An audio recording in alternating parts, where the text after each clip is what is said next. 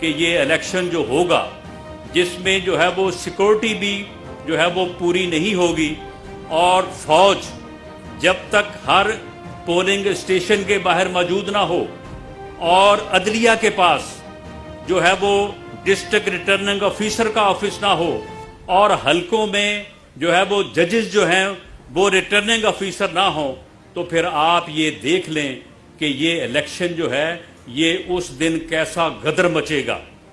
یہ پورے ملک کو جو ہے وہ خون میں نہلانے والی جو ہے۔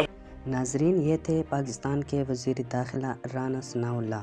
اب آئین کے مطابق الیکشن کمیشن کو وہ تمام پیسے جو اس الیکشن پر خرچ ہونے ہیں اور سیکیورٹی، اس کی ذمہ داری پاکستان کی اسٹیٹ کی ہے، مطلب وزیر داخلہ کی ہے۔ اب وزیر داخلہ کی باتیں آپ لوگوں نے سن لی، تو دیکھتے ہیں آگے کیا ہوتا ہے۔